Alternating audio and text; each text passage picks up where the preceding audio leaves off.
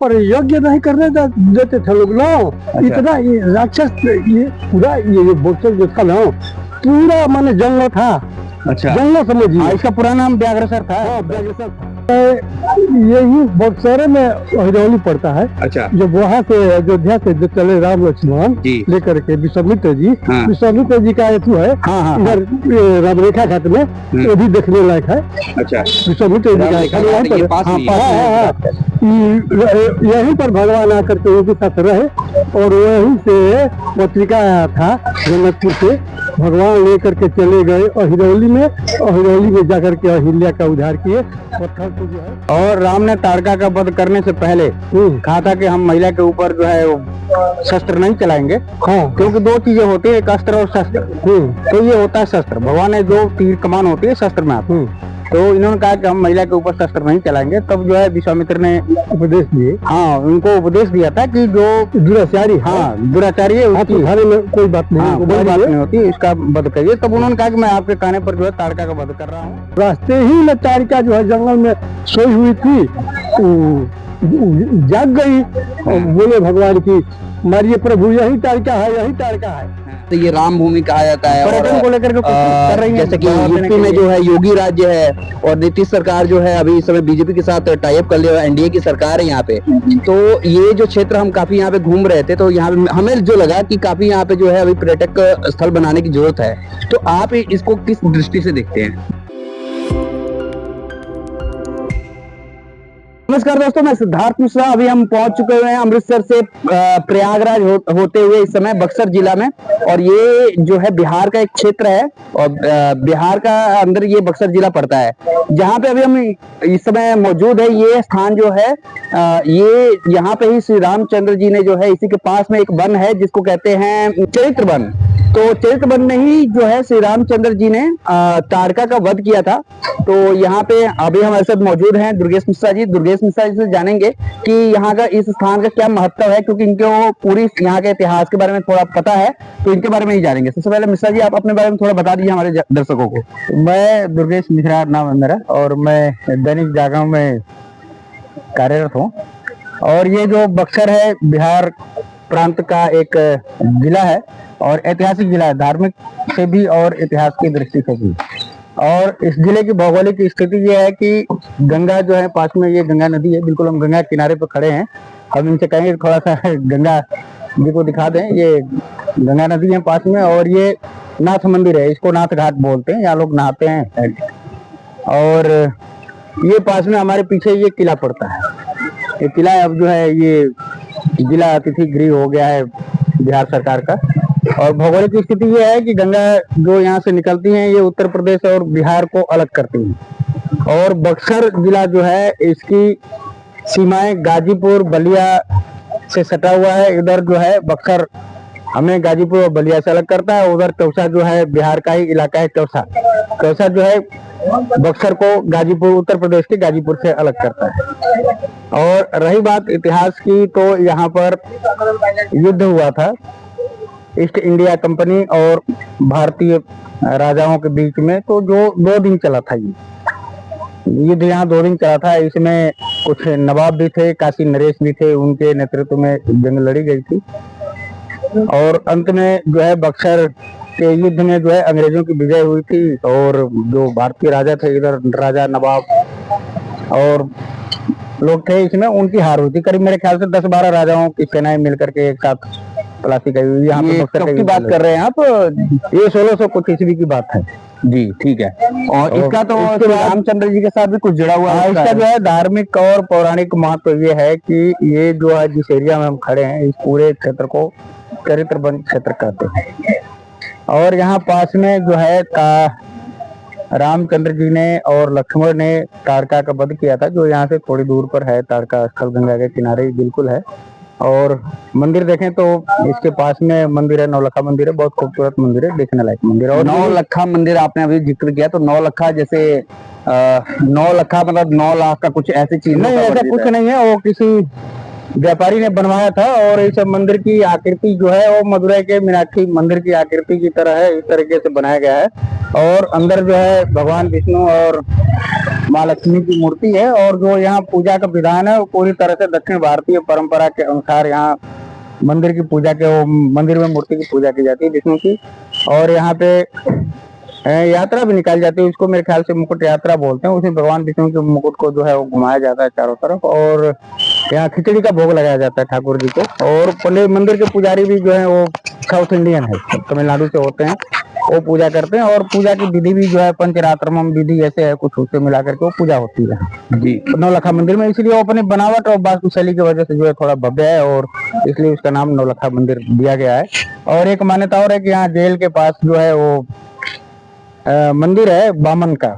कहते हैं कि बामन ने यहीं पे बलि को छला था, भगवान बामन ने, तो पास में बलिया बामन अवतार भी जो है, बामन अवतार जो भगवान हमारे पंडित जी हैं ये कुछ ज्यादा बताएंगे, स्थानीय लग रहे हैं। तो वो कहते हैं कि दादाजी यहाँ पे अवतार जो है यहीं पर हुआ है। भगवान बामन का बामन अवतार जो विष्णु हाँ अवतार हाँ है, वो हाँ यहीं पे यहीं पर हुआ। अरे गजब। और क्या जानते हैं आप यहाँ के बारे में? और जानता है यही बक्सर में हिरौली पड़ता है। अच्छा जब वहाँ से अयोध्या से जो चले राम लक्ष्मण जी लेकर के विश्वामित्र जी, हाँ। विश्वामित्र जी का हेतु है हाँ हाँ इधर रामरेखा घाट में, वो भी देखने लायक है। अच्छा विश्वामित्र जी का रामरेखा घर घाट यहीं ये पर, पास हाँ, में ही है। हाँ, हाँ, हाँ। यहीं पर भगवान आकर के उनके साथ रहे और वहीं से पत्रिका आया था जनकपुर से, भगवान लेकर के चले गए अहिरौली में, और हिरौली में जाकर के अहिल्या का उद्धार किए, पत्थर से जो है नारी बनाए। अच्छा और वहीं से लेकर के जनकपुर गए, जनकपुर चारों भाइयों का शादी हुआ। तो माता अहिल्या का भी जो है जो कहानी है, हाँ, हाँ। माता अहिल्या को उद्धार किया था भगवान राम ने, हाँ, हाँ, उसके पास नहीं है। हाँ मतलब कि थोड़ा दूरी पर है, ऐसे जाना पड़ेगा गोलंबर से तो हिरौली जाना पड़ेगा। हाँ, हिरौली करीब 15-20 किलोमीटर की दूरी पर है। इसमें सब बक्सर में है। ये अच्छा। सब देखने लायक है। ये धार्मिक स्थल है, बहुत पुराना यहाँ पर जो इतिहास अच्छा है। एक और ये भी एक मान्यता है कि भगवान राम को जो है ताड़का वध से पहले हाँ। विश्वामित्र ने यही जो है धनुर्विद्या की शिक्षा दी थी हाँ। दोनों भाइयों को। हाँ। और राम ने ताड़का का वध करने से पहले कहा था कि हम महिला के ऊपर जो है वो शस्त्र नहीं चलाएंगे, हाँ। क्योंकि दो चीजें होती है, एक अस्त्र और शस्त्र। तो ये होता है शस्त्र, भगवान ने जो तीर कमान होती है शस्त्र में आता है। तो इन्होंने कहा कि हम महिला के ऊपर शस्त्र नहीं चलाएंगे। तब जो है विश्वामित्र ने उपदेश दिए, हाँ उनको उपदेश दिया था कि जो दुराचारी, हाँ दुराचारी है उसकी घरे में कोई बात नहीं, हाँ, कोई बात नहीं होती, इसका वध करिए। तब उन्होंने कहा कि मैं आपके कहने पर जो है ताड़का का वध कर रहा हूँ, यानी कि सब मिलाकर के दोष अपने ऊपर नहीं लिया। उन्होंने ये दिखाया कि गुरु की आज्ञा के अनुसार मैं काम करूँ, जो गुरु ने कहा वो मैंने कर दिया। सही है। ताड़का का जो वध है वो करना ही क्यों पड़ा? क्या ऐसा क्या था कि ताड़का का वध करना ही पड़ा? यहाँ पर यज्ञ नहीं करने देते थे लोग ना। इतना ये राक्षस, ये पूरा ये बक्सर जो था ना पूरा माने जंगल था। अच्छा जंगल समझिए। इसका पूरा नाम व्याघ्रसर था। हाँ व्याघ्रसर था। व्याघ्रसर ऋषि एक रहते थे जी, तो उनका चेहरा जो था ना बाघ की तरह था, और उसी के नाम पर व्याघ्रसर ये नाम पड़ा। यही सब है, देखने लायक चीज है। अच्छा व्याघ्रसर, ठीक है। व्याघ्रसर, हाँ। तो यहाँ पे जो है मतलब ताड़का जो है ऋषियों को यज्ञ नहीं करना देती, वैसे श्री रामचंद्र जी को जो है ताड़का का वध करना पड़ा। जाकर के विश्वामित्र जी जाकर के अयोध्या से मांग करके लाए, उनको दे दीजिए, तो वो नहीं दे रहे थे और ले करके आए। और रास्ते ही में ताड़का जो है जंगल में सोई हुई थी, जाग गई और बोले भगवान की मारिए प्रभु, यही ताड़का है, यही ताड़का है। तो बड़ी बड़ी लड़ाई किया, पेड़ उखाड़ करके भगवान को फेंकी, भगवान उसको सब विध्वंस कर दिए। इसके बाद मारे तीर से बस। अच्छा पंडित जी आपका शुभ नाम क्या है? यज्ञ नारायण ओझा। यज्ञ नारायण ओझा। तो आपके बक्सर के उस पार जो यूपी में पड़ता है आपका, जैसे उजियार और भरौली, दो जगह दोनों सटे। तो उजियार और भरौली का मतलब क्या है? उजियार का मतलब तो कहते हैं सुबह होना, भोर भी सुबह होता है, तो उजियार भरौली ऐसे तो समझ में आता है। लेकिन उस जगह को भी लोग जोड़ते हैं कि राम जब आए तो वहाँ उजियार हो गया, यानी जो है उजाला हो गया। उजियार मतलब अवधी भाषा में उजियार को भोर। हाँ ये पूरा अवध क्षेत्र ही है, इसको भी अवध में ही जोड़ सकते हैं, क्योंकि कुछ भाषाएं हमारी भोजपुरी जो है भोजपुर है, तो उससे हमारी कुछ भाषाएं जो है इस पूर्वांचल एरिया की कुछ भोजपुरी से मिलती है, कुछ अवधी से मिलती है, यानी मिक्सिंग ये है, अवधी और भोजपुरी मिलकर के एक भाषा, नई भाषा का उत्पत्ति हुई, जिसको कि हम भोजपुरी, खास तौर से हम भोजपुरी उसको बोलते हैं। तो इसलिए जो है उजियार और भोर जो है ये सब अवधी मिश्रित, अवधी और भोजपुरी मिश्रित भाषा है। तो थोड़ा इस पर बताएंगे कि उजियार और भड़ोली क्या है कैसे? नहीं ऐसा इसके बारे में पता तो ये नहीं भी कहते हैं कि जैसे यहाँ से वो चले तो सोनपुर होते हुए जो है, सोनपुर पास में ही है, बिहार से सोनपुर होते हुए वो फिर मिथिला पहुंचे थे, ऐसे जो है हाँ राम जो लेकर के विश्वामित्र पास में गाजीपुर है, जो कि विश्वामित्र जी की राजधानी थी। यानी जब विश्वामित्र आते हैं तो अपने बताते हैं कि ये जो गाजीपुर है, पहले इसका पुराना नाम था गाजीपुर और उनके पिता राजा गादी की राजधानी थी। तो वैसे लेकर के आते हैं और राम को बताते हुए गंगा पार करके फिर इधर आते हैं। और क्योंकि बिहार की भौगोलिक स्थिति पहले सटी हुई है, और अगर अंग्रेजों के टाइम से देखा जाए, जो ब्रिटिश इंडिया था उस टाइम में बक्सर जो था ये गाजीपुर जिले का हिस्सा हुआ करता था।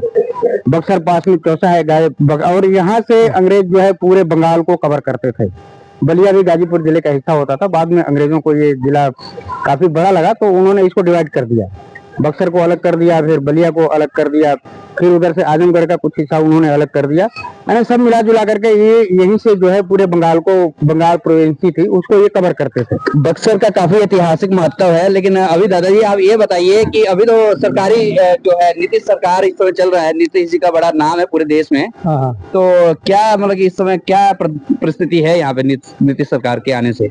कुछ है बदलाव वगैरह है या फिर वैसे ही चल रहा है? अब ये सर बताइए, आप बताइए। आप नहीं, मैं क्योंकि मैं तो आप बताइए, आप यहाँ के लोकल निवासी हैं जी, तो क्या नीतीश सरकार मतलब कि यहाँ पे कुछ जैसे ये राम भूमि कहा जाता है पर्यटन को लेकर के कुछ कर रही है, जैसे कि यूपी में जो है योगी राज्य है और नीतीश सरकार जो है अभी इस समय बीजेपी के साथ टाई अप कर लिया, एनडीए की सरकार है यहाँ पे।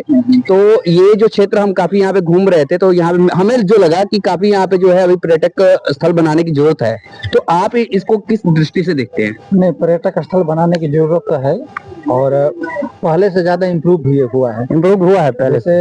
अगर आप, हम लोग उस समय के लोग हैं जो 90 के दशक में बोलते थे बिहार में शाम के टाइम जब सूर्यास्त हो जाता था घर से कोई नहीं निकल सकता जी। वो एक लालू राज था, वो भी समय देखा है हमने। हाँ। और अब का समय भी देखे हैं, हर जगह काम हो रहा है, अच्छा है। कहने का मतलब है कि एजुकेशन पर जो शिक्षा पर खर्च होना चाहिए वो चीज हो रहा है, दिख भी रहा है, अच्छा है, इसमें कोई लॉ एंड ऑर्डर को लेकर आप कह रहे हैं कि यहाँ पे स्थिति बदली है ना? बदली, बहुत अच्छी बदली, इसमें कोई ये नहीं है जी। लेकिन जो 90 का दशक है, 90 से लेकर 94 लगभग, जब से नीतीश कुमार जी मुख्यमंत्री नहीं बने थे उससे पहले का जो समय था वो भी याद है। ऐसी बात नहीं है कि आदमी सूर्यास्त के टाइम घर से बाहर नहीं निकल सकता था, अपहरण हो जाते थे, पता नहीं चलता था, पैसा कहाँ जा रहा है वो भी पता नहीं चलता। लेकिन अब के समय स्थिति बहुत बदला हुआ है। नहीं, लेकिन ये जो है देखिए, आपने कहा लॉ एंड ऑर्डर काफी सुधरा है, बट बीजेपी जो है ना वो हिंदुत्व को लेकर के बड़ा फेमस है, तो यहाँ पे जो है ये नहीं, हिंदुत्व को लेकर नहीं है, लॉ एंड ऑर्डर के लिए ही फेमस है। अच्छा। ये आप कह रहे हैं एज ए पत्रकार, ठीक है, पर नहीं है। आप नहीं, मैंने ये लोगों की बातें हैं, लोगों की बातें नहीं, गिने चुने लोगों की बातें हैं जो सबका ठेका लेकर बैठते हैं। ऐसा नहीं है, लॉ एंड ऑर्डर सबके लिए है। अगर मान लीजिए कि आज के समय में कानून व्यवस्था सुदृढ़ हुआ है, अच्छा हुआ है, उसमें सभी जा रहे हैं ना, हिंदू हो चाहे मुस्लिम हो, सिख हो, ईसाई हो। तो ये बोलने की चीजें हैं कि खाली हिंदुत्व के लिए नहीं है, सबके लिए है, सब इसमें। नहीं, छवि एक बनाई गई है, बीजेपी की छवि ऐसी बनाई गई है कि जैसे